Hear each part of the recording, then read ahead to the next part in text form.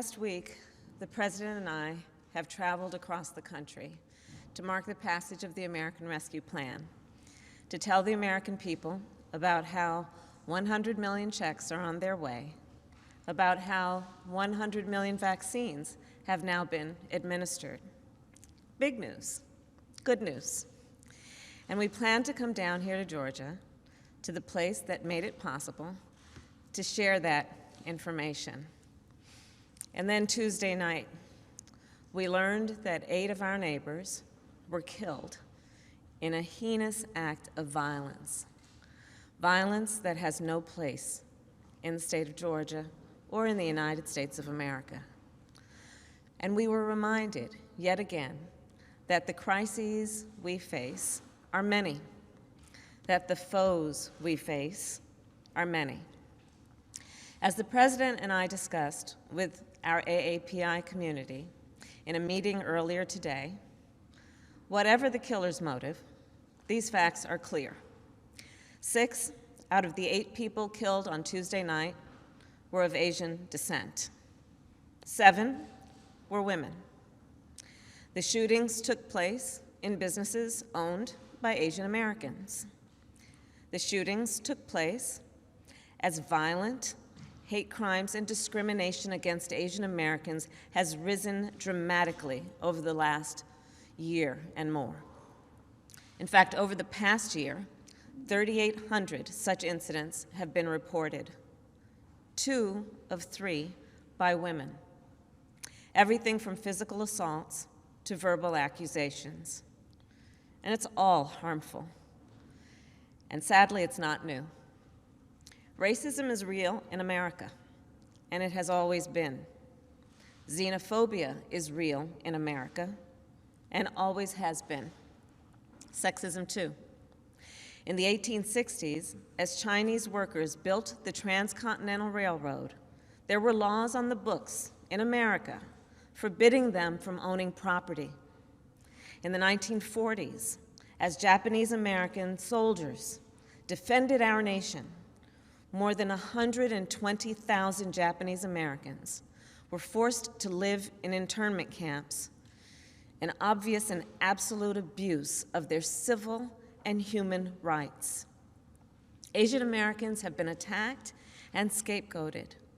People who are perceived as Muslim know what it was like to live in our country after 9/11.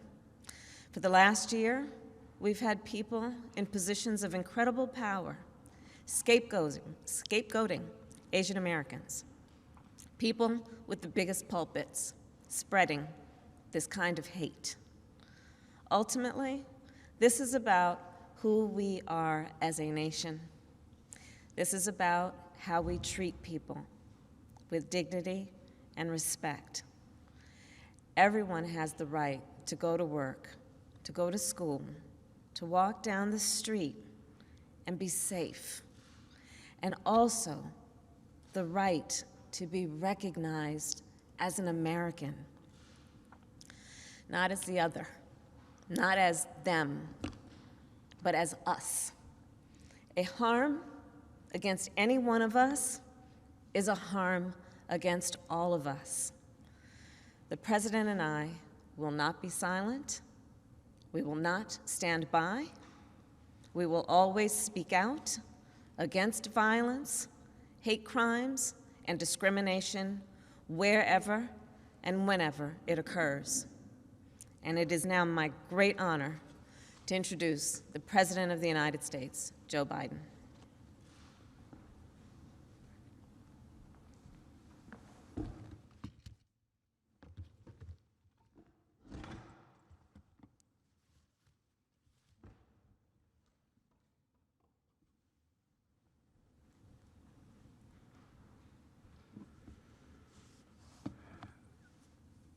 Thank you, and good afternoon. Sorry a little late, but we had an opportunity to meet with leaders of the AAPI community downstairs, and it was heart-wrenching to listen to them. As many of you know, we originally planned to hold a car rally to thank our supporters. But given the recent days, events of the recent days, we didn't feel it was appropriate. So we canceled that rally. But we want our supporters to know we'll come back and hold that rally another trip. But today, we want to speak about something else. I said from the beginning of my campaign for president that we needed to come together, that we needed to unite as one people, one nation, one America. I said in my kickoff speech in Philadelphia, I said that very same thing when I spoke at Gettysburg. I said that in my inaugural address.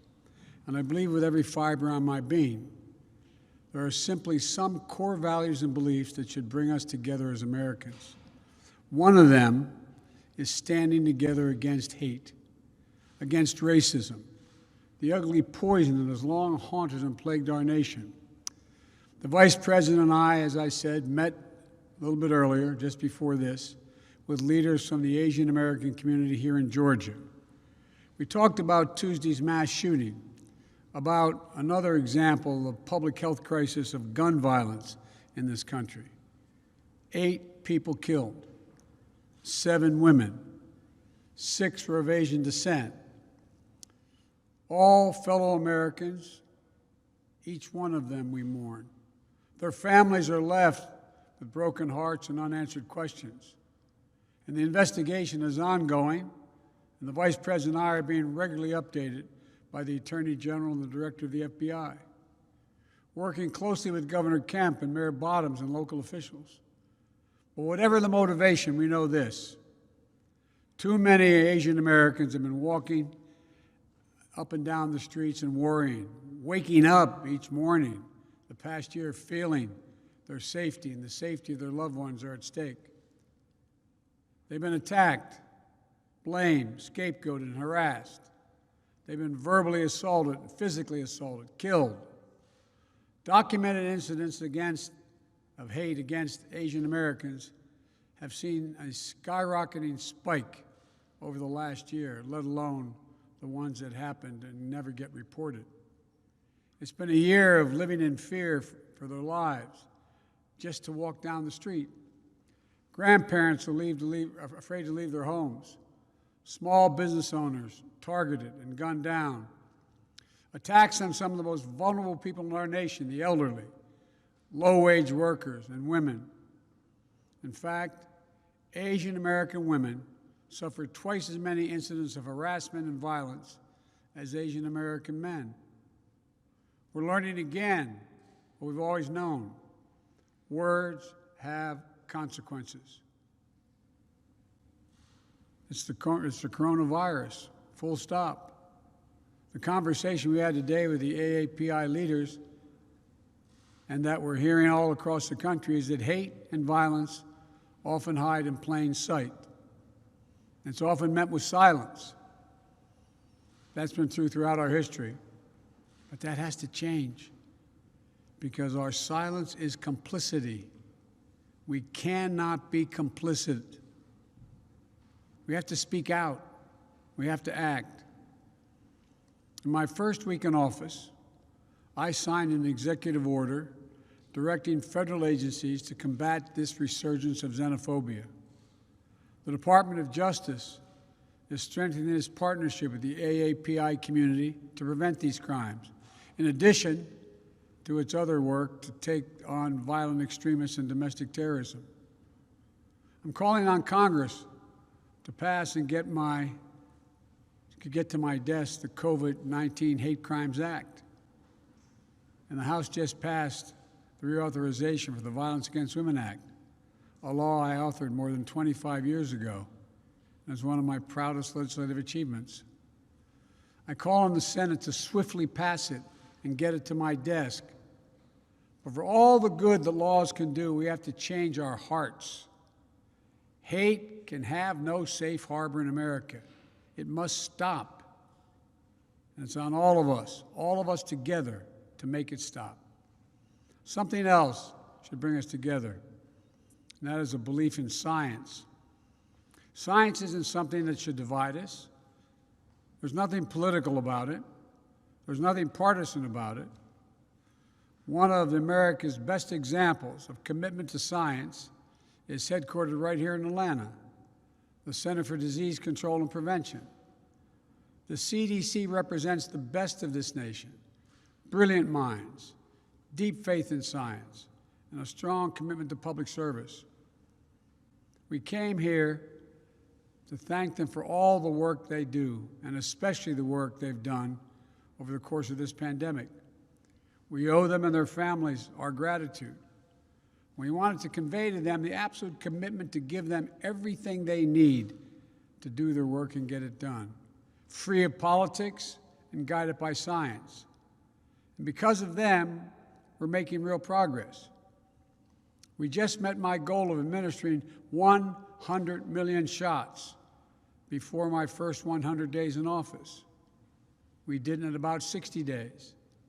We're not stopping now. The American Rescue Funds, more vaccines, more vaccination centers, and more increase in testing. It's going to help us accelerate our nationwide effort to reopen schools safely.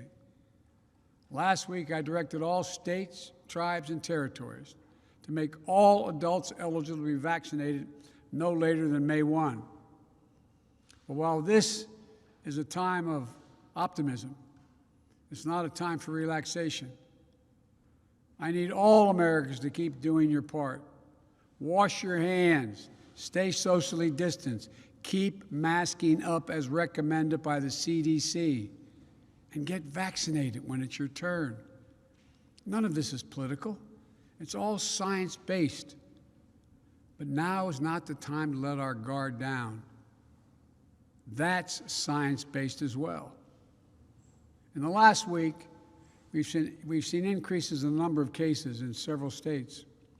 Things may get worse as new variants of the virus spread. That's why we need to vaccinate as many people as quickly as we possibly can, because it's the best thing we can do to fight back against these variants. We have to beat this virus. We have to, and we will.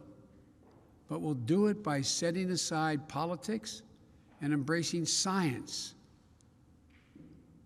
Another subject, the right to vote, that should bring us together as well. But it now divides us. This is a democracy. The right to vote is fundamental.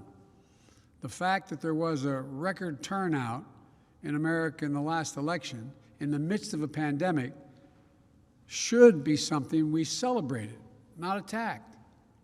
The fact that you held a free and fair election in Georgia that stood up to recount after recount, court case after court case, is something you should be proud of. The fact that your poll workers, your election workers, your volunteers, your local officials, your state officials, your courts stood up to the immense pressure with character and honesty and integrity helped save our democracy. And this country will long be grateful for it. But as this state, home to Martin Luther King and John Lewis, knows better than most, the battle for the right to vote is never, ever over. And it's not over here in this state of Georgia. So we're in a fight again. It's a fight we need to win. Because if anyone ever doubted that voting matters, Georgia just proved it did. If anyone ever wondered if one vote could make a difference, Georgia just proved it. 11,779 times. And if anyone ever wondered if voting can change a country, Georgia just proved it can. Because when you elected 2 new United States senators, you made it possible to pass the American Rescue Plan. Landmark legislation will not only meet the emergency we're in, but transform this nation. Starting with this, for those folks who either already have or will soon have $1,400 in their pockets, you can thank Senators Warnock and Ossoff. But for their votes, it would not have happened. What does that mean? It means 85% of the households in America will get that money. Here in Georgia, it means 88% of all adults and 88% of the children in this state will get that $1,400 as well. Just add it up. A typical family, 2 parents, 2 kids, earning $100,000 a year, each will get $1,400. That's $5,600 for that family that's in distress, trying to figure out how to pay their mortgage, pay their rent, keep food on the table. And that's not all. There's something called a child tax credit. What that basically means is you get a tax credit for every child you have. The American Rescue Plan expands that credit. It means that families of over 2 million children in Georgia will be eligible for an increase in that child tax credit of $1,600 per year, per child. And it's going to be delivered on a regular basis. So starting this summer, families with young kids will get $300 a month per child. This is going to lift 177,000 children in Georgia out of poverty. The American Rescue Plan expands coverage and reduces costs under the Affordable Care Act. So for a family of 4 earning $90,000 per year with insurance under the Affordable Care Act, they'll see about $200 a month off their monthly premiums. And for Georgia schools, the American Rescue Plan provides around $4 billion for Georgia's school children from grades K through 12 to help them reopen safely. And here's one of the biggest things for Georgia. Because of the American Rescue Plan, Georgia is now eligible for about $2 billion to expand Medicaid. What does that mean? It means another 500,000 Georgians will be covered all across this state with Medicaid that don't have it now. For your state and local governments, this is what it does. State government will get around $5 billion to make up for lost revenue. Local governments will get around $3.5 billion. That's going to make it possible to keep a lot of police officers, firefighters, teachers, and other first responders on the job. And here's one final thing the American Rescue Plan does. For the first time in a long time, it puts working families, the middle class, people who built this country first, not last. 66% of the tax breaks in this plan go to folks making $90,000 or less a year. And how much for the top 1%, where 83% of all the tax cut, that was the last president's tax cut? 0. Top 1% get 0. But the American Rescue Plan isn't only about putting money in the pockets, people's pockets. It also will create and spur economic growth in America. That's why major economists, left, right, and center, support this plan. Even Wall Street agrees. According to Moody's, this law will help America create 7 million new jobs by the end of the year. And we'll do it by rebuilding the backbone of this nation. The working people, the middle class, the people who built this country. It's about giving those people a fair shot for a change. It's about providing and proving to the American people that their government works and can deliver for them. Which brings me to my last point. The American Rescue Plan is a plan that brings America together and benefits all America. That's why so many polls show that over 70% of the country support it, including Democrats, Republicans, and independents. Maybe Republicans in Washington didn't vote for it, but the American Rescue Plan sure has brought the country together. And for me, that measure of unity, that's what matters. Let me end with this. There's so much we can do if we do it together. If we remember who we are, if we stand together against hate, once again believe and invest in science, we stand up for the right of all Americans to vote and have access to voting. If we remember, we're here to help all the people in this country, not just those few at the top. If we remember to do justice, love mercy, to walk humbly as fellow human beings and as fellow Americans. If we remember we're the United States of America, And that together, there's nothing, not a single thing we cannot do if we do it together. So my heart goes out to all the family members who lost someone in those horrific shootings on Tuesday. I know they feel that like there's a black hole in their chest they're being sucked into, and things will never get better. But our prayers are with you. And I assure you, the one you lost will always be with you. Always be with you. And the day will come when their memory brings a smile to your lips before it brings a tear to your eye, as unbelievable as that is now. It will take a while, but I promise you it will come. And when it does, that's the day you know you're going to make it. May God bless all those families. May God protect our troops. Thank you very much.